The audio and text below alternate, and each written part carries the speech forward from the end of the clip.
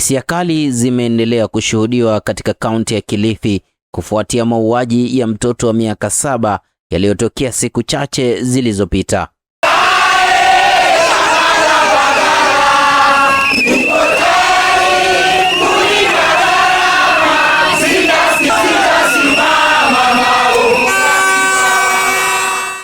Mamia ya wakazi wa mji wa Kilifi walijitokeza mitaani kuandamana wakilalamikia tukio hilo la kusikitisha, licha ya idara ya usalama kupiga marufuku maandamano hayo na badala yake kupanga kikao cha usalama.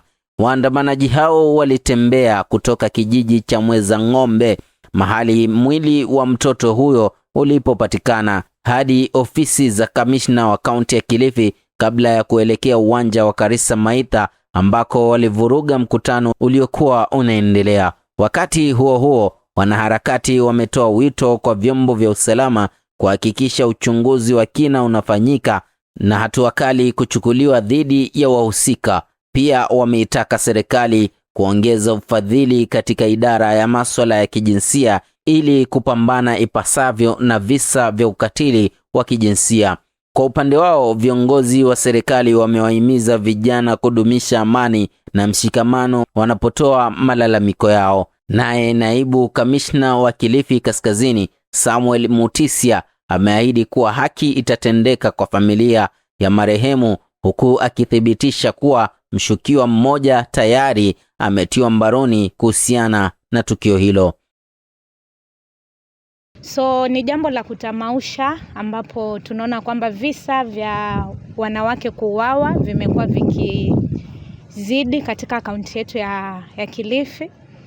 Na nilikuwa nasema kwamba kuna mahali kitu kinakoseka, kwa sababu nafikiri mwaka jana tulikuwa hapa, tukaandika mabango, tukatembea, tukapeana memos, yani imekuwa kama ni kawaida.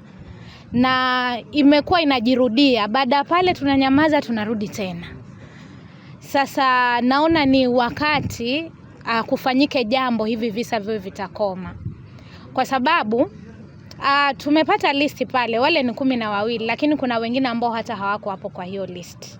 Na kumekuwa ni issue ambayo wanawake hata kutembea ama kuacha mtoto mahali inakuwa sasa inauoga, kwa sababu huwezi jua who is next.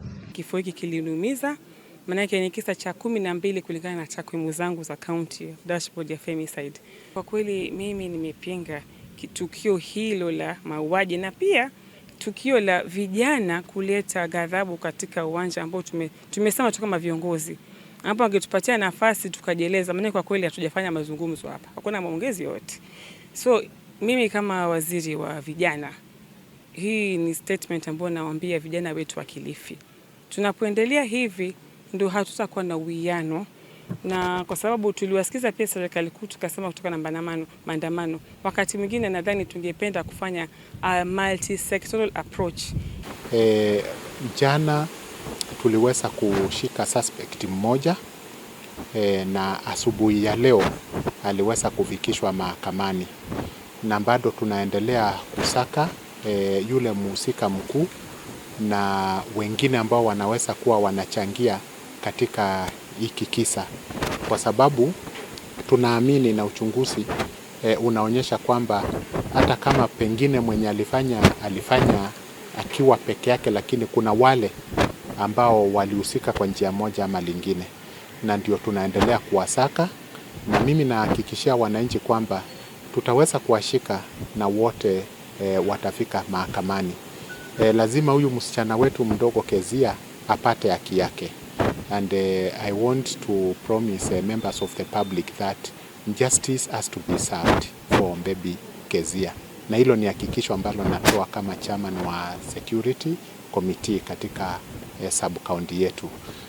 Nikushukuru nyinyi vijana kwa sababu mmefanya maandamano kwa njia ya amani. Alafu ile kitu ningependa kusema ni kwamba vile tunaongea saa hii tuko na mshikiwa mmoja ambaye tulimshika.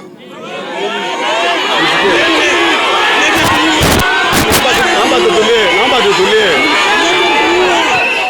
Nikiripotia Dabaso Sultan Media, mimi ni Kasim Hamisi.